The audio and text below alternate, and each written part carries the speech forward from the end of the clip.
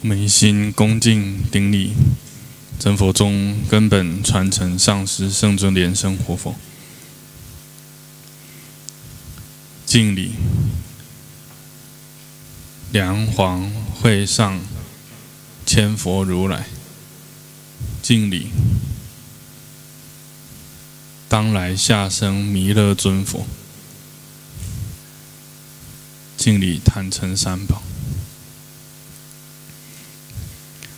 Pertama-tama kita sembah sujud kepada Maha Guru kita, Dharma Raja Linsen.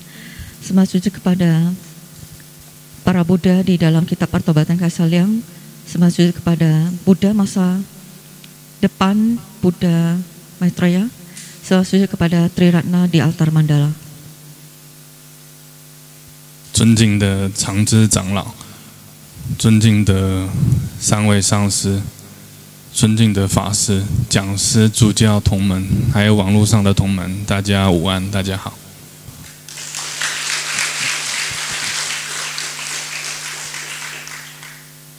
Acarya Chandra Sangsi yang saya muliakan, ketiga acarya yang saya muliakan, para biksu, biksuni, dan juga saudara-saudari sedharma yang hadir di Wihara maupun yang mengikuti lewat kanal YouTube Padma Suci. Apa kabar semuanya?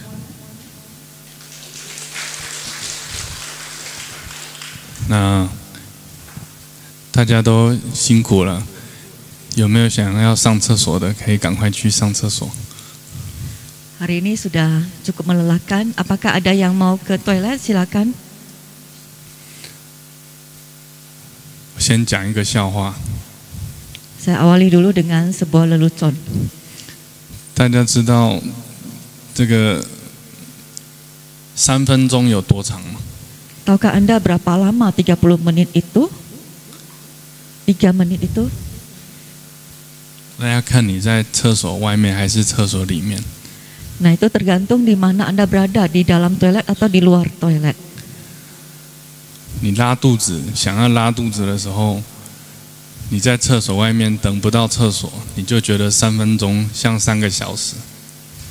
Kalau Anda sedang sakit perut dan Anda lagi antri di luar toilet, Anda merasa 3 menit itu serasa 3 jam. 所以昨天拜餐一开始，我就跟我自己讲说，赶快要排空，以免整场法会憋尿。排空就是小便干净。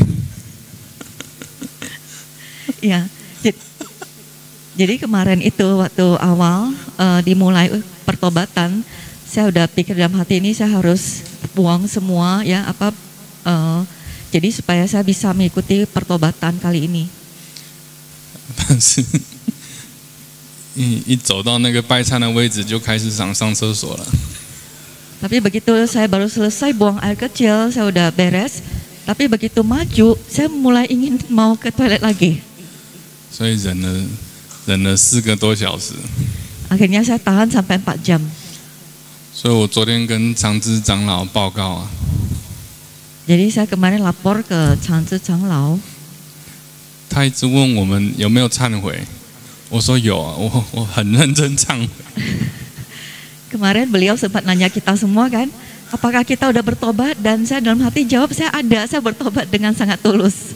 因为我一定是业障深重，才一开始法会我就憋尿憋4个小时。 Itu pasti karena gara-gara karma saya yang terlalu berat. Jadi baru mulai pertobatan aja saya sudah tahan kencing sampai hampir 4 jam lebih ya.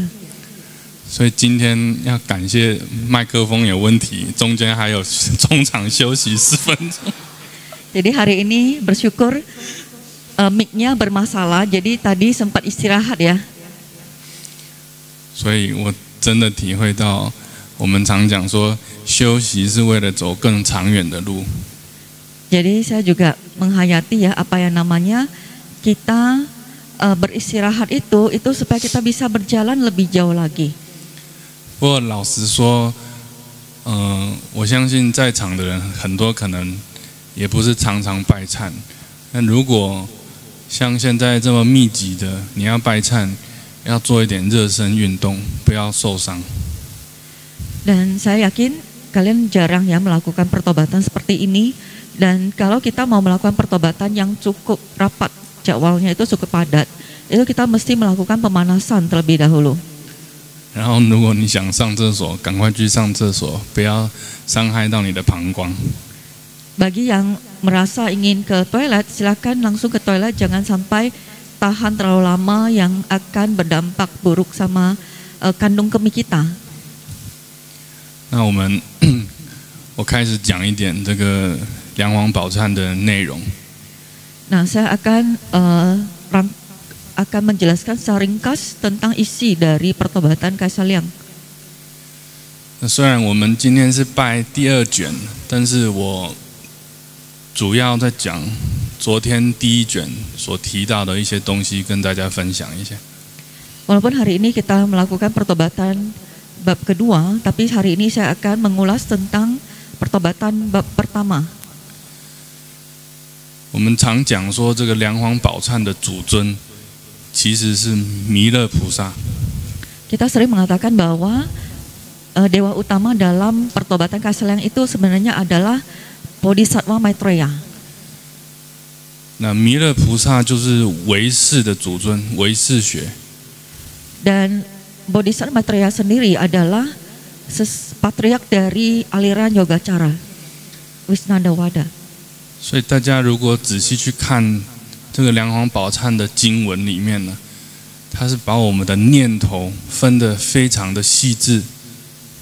Jika kita baca ya pertobatan Kaisaliang ini, pikiran kita itu dibagi menjadi sangat rinci, sangat detail. 那大家有没有一种感觉呢？就是你念的时候，如果你了解这个中文的意思，你会发现，哇，原来我这样做也是错的。 Apakah Anda sadar kalau kita yang bagi mengerti Mandarin, bagi yang membacanya, akan sadar ternyata apapun yang kita lakukan itu ternyata salah. 那就表示，其实绝大多数的时候啊，我们是不知道自己在造业的。 Yaitu artinya kita seringkali tidak sadar kita telah berbuat kesalahan. 所以很多人讲说，最从心起，将心忏，这句话是讲得很好。 Jadi ada sebuah istilah mengatakan, bila kita bertobat dari hati terdalam, kita adalah pertobatan yang sejati. 但是不是每一个人的智慧跟这个根器都能够一下子体悟到这么高深的佛理。 Namun tidak semua orang dengan berbagai bakat yang berbeda-beda, tidak semua orang bisa memahami kebenaran dalam Buddha yang begitu dalam. 所以佛教中的忏法有好多种的忏的仪轨。 Oleh sebab itu dalam agama Buddha banyak sekali ritual pertobatan. 像梁皇宝忏，基本上它就是属于4部法的忏，叫4部行部瑜伽部的4部法，最基础的。 Jadi pertobatan Kaisaliang dalam Tantra itu termasuk dalam kategori Kriya Tantra.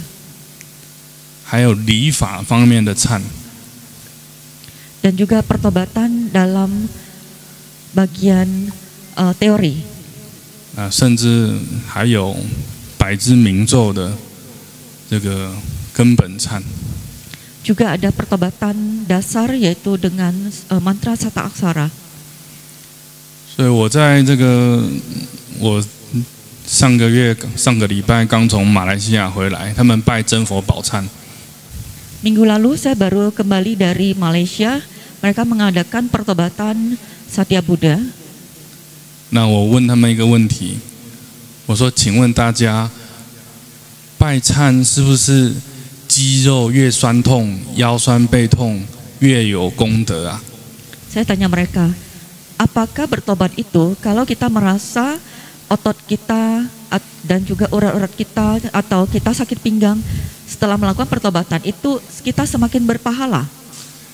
那么他们大家都很厉害，都跟我说不是，是心的问题，心发心。 Dan mereka menjawab bukan. Itu tergantung ke hatinya. Apakah dia membangkitkan bodhi citta atau tidak.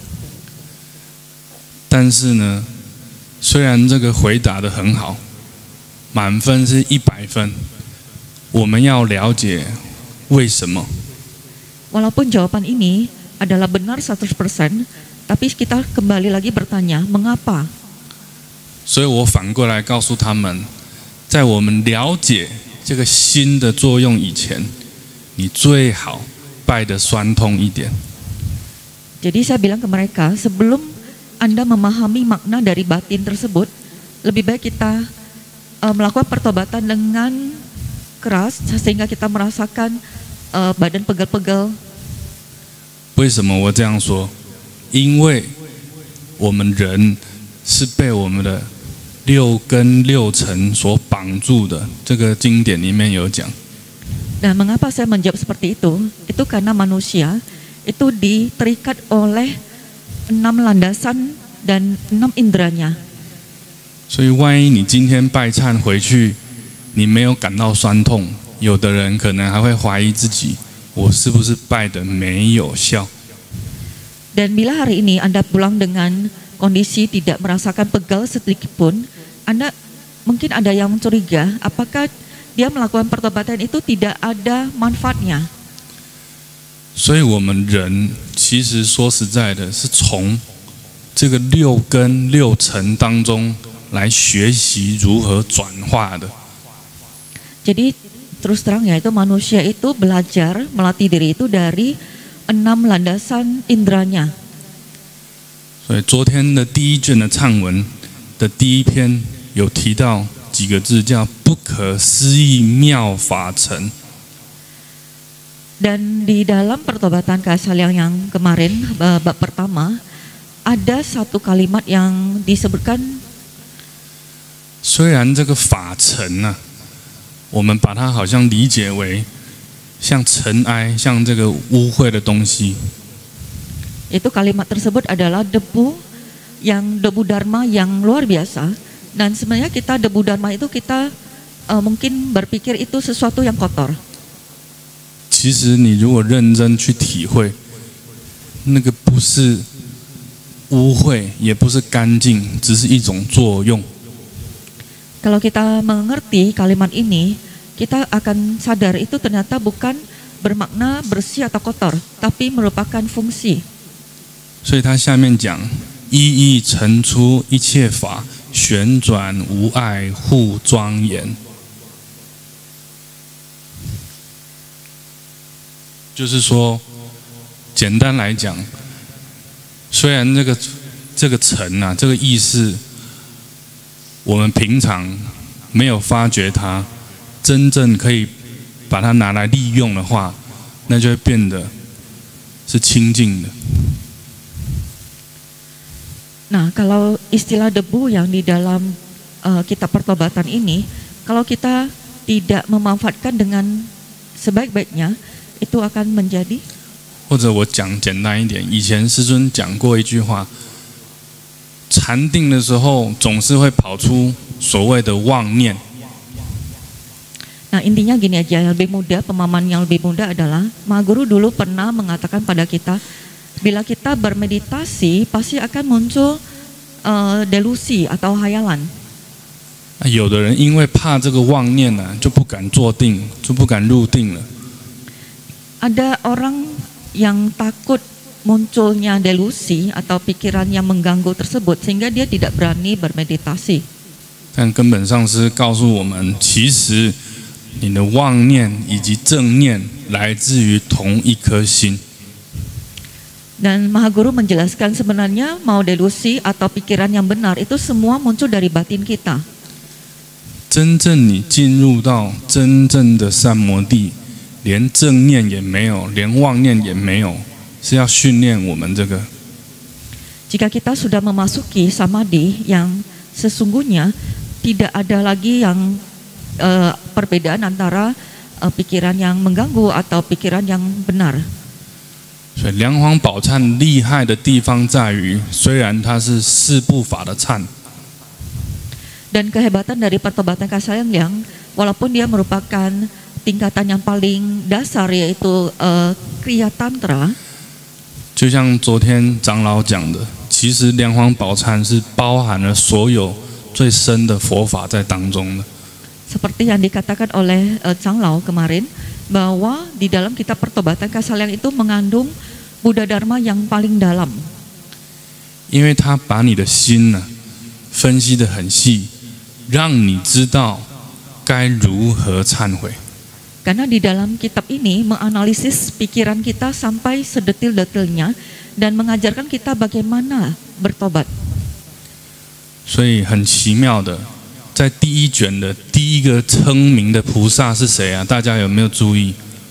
Dan yang sangat menakjubkan yang kita baca dari nama Buddha Bodhisattva, ada satu nama Bodhisattva yang kita sebutkan. Tahukah Anda? 竟然是普贤菩萨。 Ternyata adalah Bodhisattva Samantabhadra.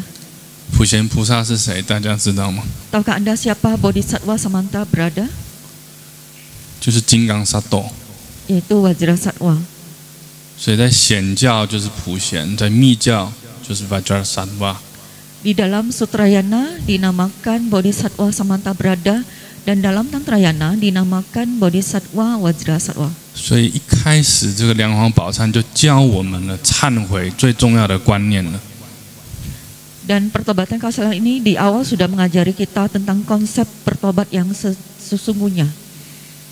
那么终归来讲，昨天长老也讲了，不管你是什么恶业，12业也好，种种的恶业也好，归根究底来自于3种。 Pokoknya intinya apapun yang kita lakukan itu, yang karma buruk yang kita perbuat itu bermula atau berasal dari 3 hal.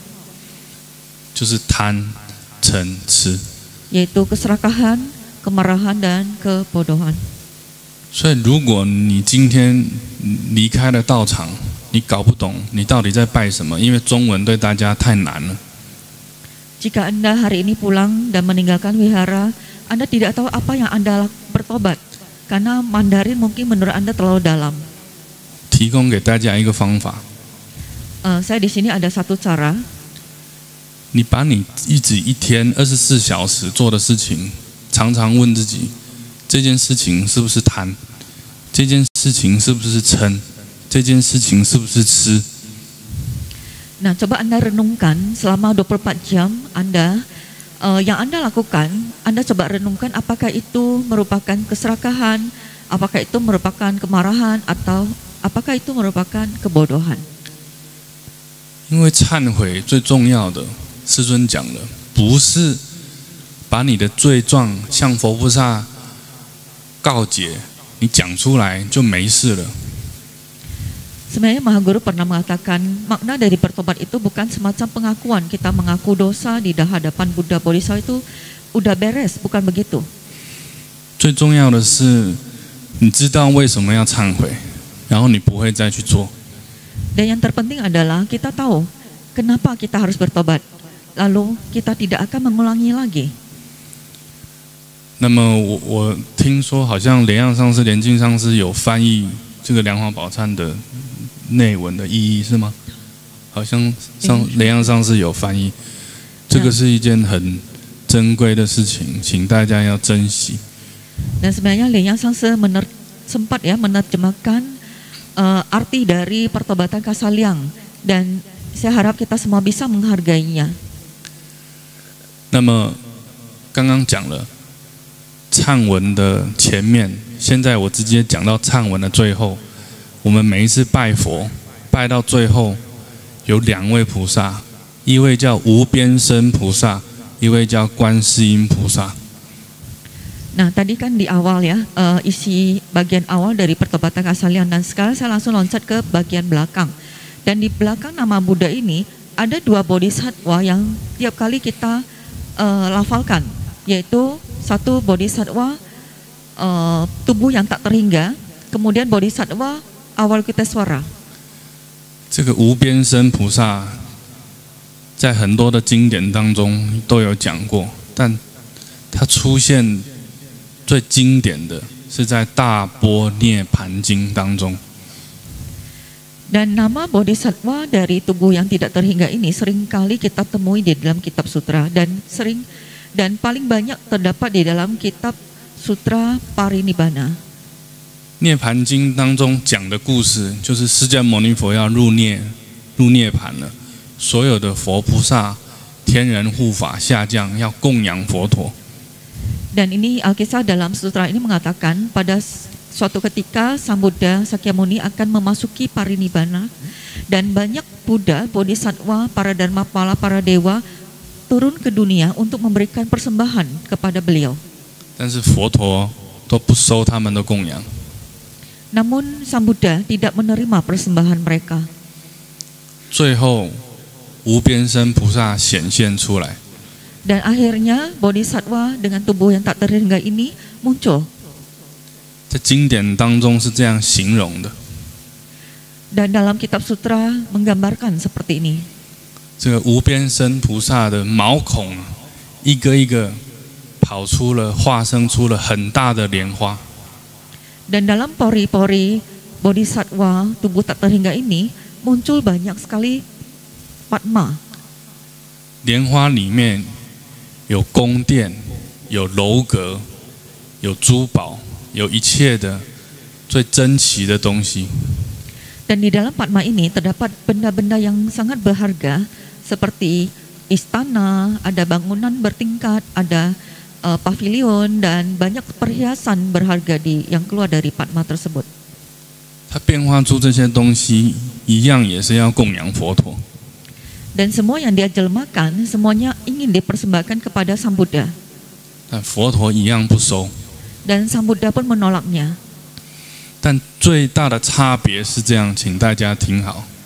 Dan perbedaan yang terbesar adalah mohon harap diperdengarkan baik-baik.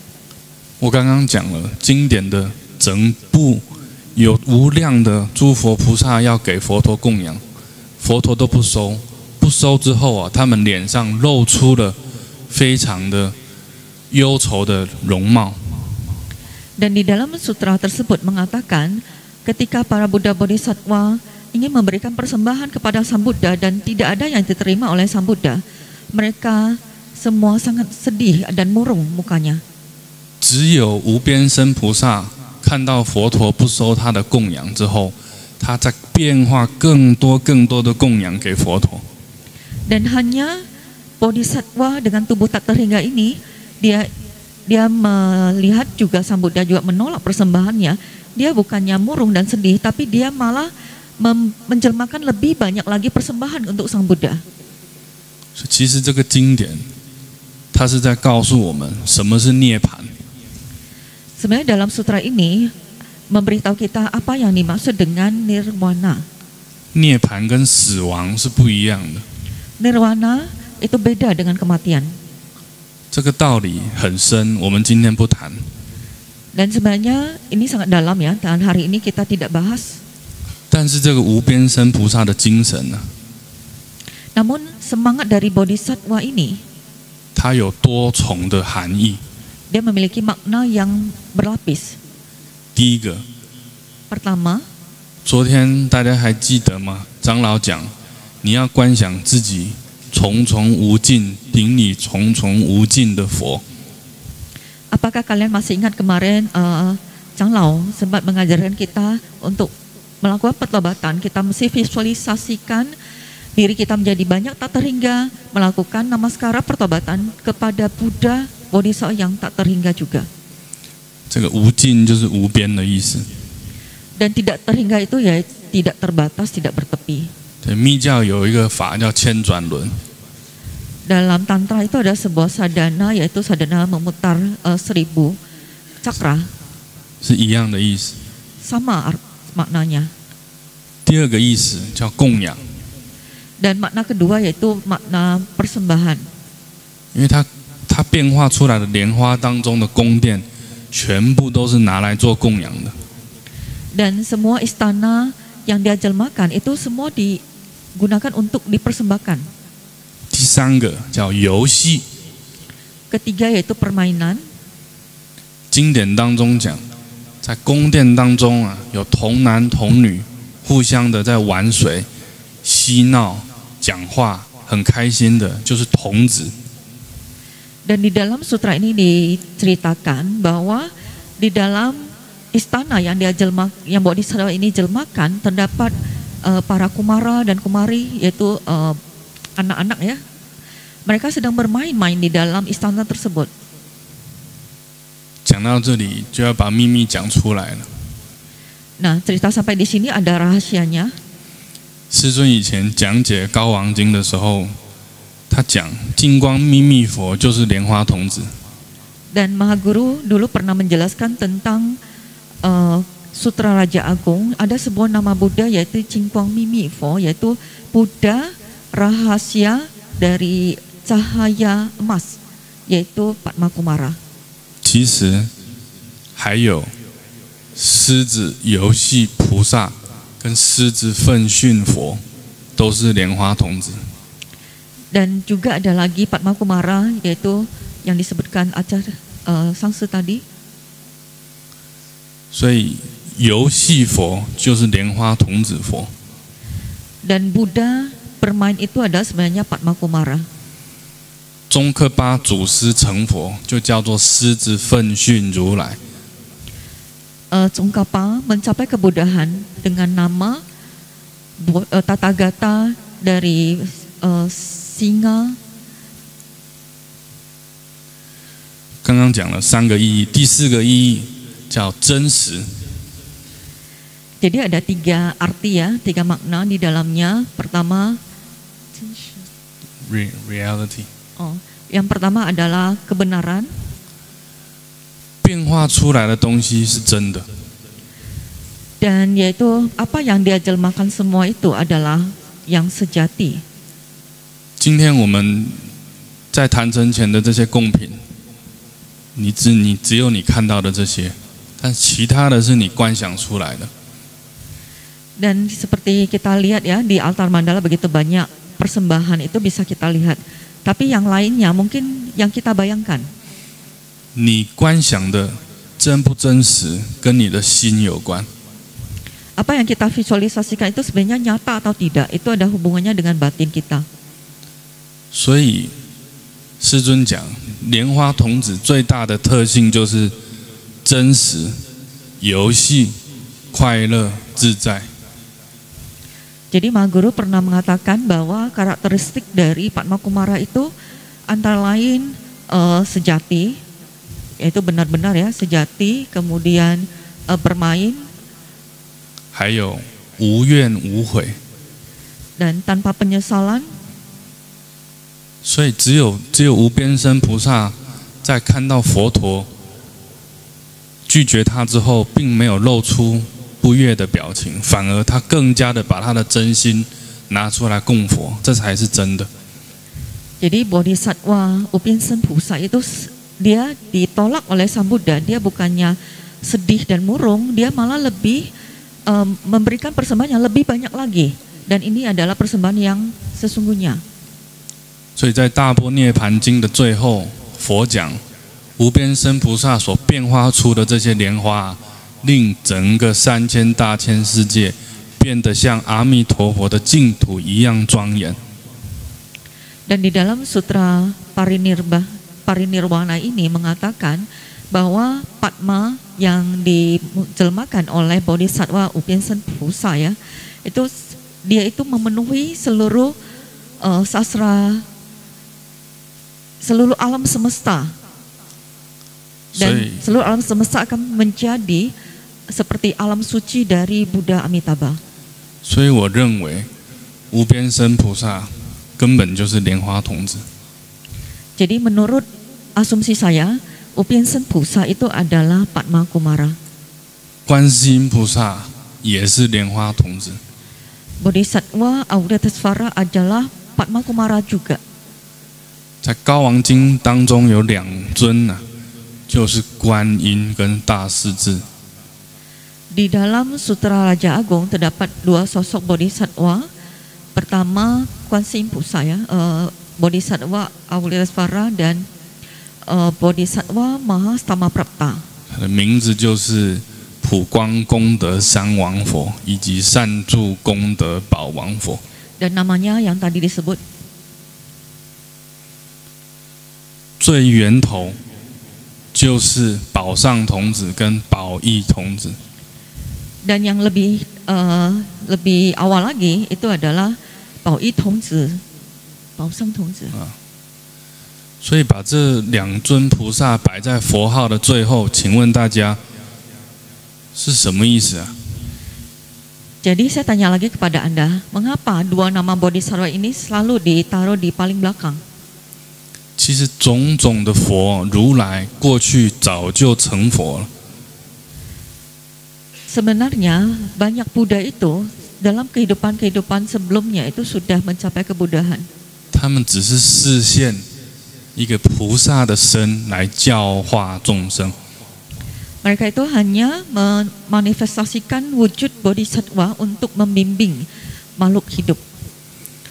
所以如果大家，我再讲深一点点，你去看忏文的最后有一段颂赞， Nah, kita boleh baca ya gata yang kita di akhir dari pertobatan ini agak dalam. 叫做一体化身普应十方。 Jadi satu hakikat yaitu nirmanakaya dari satu hakikat merespons dari 10 penjuru. 其实这个一体就是指法身， Sebenarnya satu hakikat ini mengacu pada Dharmakaya 化身就是指报身， dan tubuh penjelmaan ini mengacu pada Sambhogakaya. 普应十方就是应身。 Kemudian merespon 10 penjuru itu artinya Nirmanakaya. 所以今天我们学习这个梁皇宝忏，从第1卷到第10卷是十地菩萨。 Dan kita melakukan pertobatan Kaisalyang ini dari bab pertama sampai bab ke-10 itu total ada 10 bumi bodhisattva. 它是教你从最基础的这样一步一步的慢慢往上修行。 Di sini mengajarkan kita untuk melatih diri setelah bertahap selangkah demi selangkah dari paling dasar hingga yang paling tinggi. 其实它最重要的意涵是在告诉我们， Saya makna yang terpenting ini adalah 不要忘记你本来就是佛。 pertama jangan lupa bahwa kita sebenarnya adalah Buddha. 我们只是暂时被遮蔽了， Kita hanya untuk sementara kita telah terikat, terbelenggu. 所以这个梁皇宝忏是很深的。 Sebenarnya pertobatan Kaisalyang ini ya maknanya itu dalam sekali. 最后跟大家讲今天的一个很深刻的体会，中午的时候师尊在美国的直播，大家有看吗？ Dan hari ini ada satu kesan yang sangat mendalam yang mau saya sharing kepada Anda semua. Hari ini Mahaguru di Seattle ada kebaktian live ya. Apakah kalian tonton tadi? 那师尊在发黄金啊， Mahaguru itu bagi-bagi emas ya. 一片大概是1000块美金。 Nah, satu keping emas itu seharga $1.000 Amerika. 那很多人传讯息给我说，好可惜哦，他不在现场，拿不到这个黄金。 Banyak orang kirim pesan ke saya, kirim pesan lain ke saya. Mereka bilang sayang sekali ya, saya tidak di sana. 啊，我坦白告诉大家，当我看到师尊开始发黄金的那一刻，啊，我的眼泪就流下来了。 Dan saya jujur ya, saya beritahu kalian, begitu saya melihat Mahaguru mulai bagi-bagi emas, saya mulai menangis ya. 啊，这个流眼泪不是说我不在现场得不到，好痛苦。 Saya menangis bukan karena saya sedih, karena saya nggak di tempat, bukan. 而是我感觉师尊在示现，对他来讲，黄金也是身外之物。 Tetapi Mahaguru itu sedang menunjukkan pada kita bahwa bahkan emas pun itu tidak akan kita bawa pergi. 所以从以前到现在，我皈依师尊到现在， Jadi dari dulu sampai sekarang, sejak saya berguru, bersarana pada Maha Guru sampai sekarang, 我也是无怨无悔。 saya tidak pernah menyesal. 我觉得我得到不止一片黄金， Dan saya merasa yang saya dapatkan dari Maha Guru tidak hanya sekeping emas. 我跟大家讲真实语， Saya jujur, saya bicara pada kalian. 师尊给我最大的黄金有3块，我今天送给大家。 Dan saya katakan bahwa emas yang Maha Guru berikan pada saya total ada 3 keping. 人家都不相信的，他们说我跟着师尊3年半，师尊到底传你什么口诀？我说就3句话。 Dan banyak orang tidak percaya ya, saya 3 tahun. 3年半，不是跟了，是者。 Dan saya jujur ya, saya 3,5 tahun saya menjadi Dayaka Maha Guru. Banyak orang tidak percaya ya, Maha Guru berikan saya apa ya, kiat-kiat sadhana itu apa? 第一个金块就是师尊常常说请恭请。